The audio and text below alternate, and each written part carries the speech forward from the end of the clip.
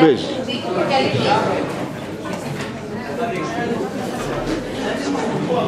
Θα προχωρήσουμε στο Βέγγιο. Στο Βέγγιο τα Χριστούγεννα εορτάζονται με πλήθος παραστάσεων που αποδίδουν καλλιτεχνικά σπηλές από τη Θεία Γέζη, καθώς και ιταλίες, ακόμη και οι μέτρες αγορές. Ωραία. Θα συνεχίσουμε με τη Γαλλία. Τα Χριστούγεννα στη Γαλλία. Προχώρα στη Γαλλία. Κορύφωση του έτους. Σε αντίθεση με άλλες ευρωπαϊκές χώρες, η εποχή πρώτων Χριστουγέννων είναι λιγότερο σημαντική. Η παραμονή των Χριστουγέννων εδώ είναι μια συνηθισμένη ερμάσιμη μέρα. Το βράδυ όμως η οικογένεια συγκεντρώνεται για ένα ολοκληρωμένο χριστουγεννιάτικο δείπνο.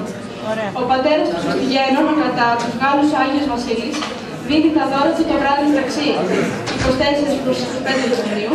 Μεγάλη σημασία στους εορτασμούς των Χριστουγέννων έχουν οι γαστρονομικές απολαύσεις. Το παραδοσιακό εορταστικό τραπέζι των ρεβεγιών αποτελείται από μια πλούσια γκάμα διαφορετικών πιάτων. Και αυτό το έθιμο έχει περάσει σήμερα στα προγράμματα όλων των ξενοδοχειακών μονάδων της Ευρώπης, και όχι μόνο, αλλά και επιπλέον και Χριστοχρονιά.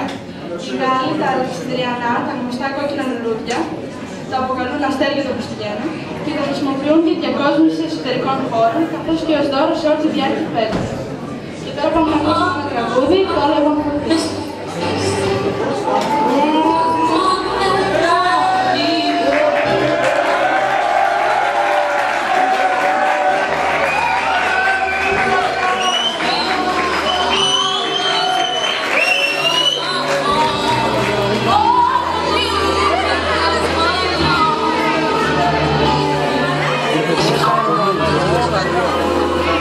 Πες να δω.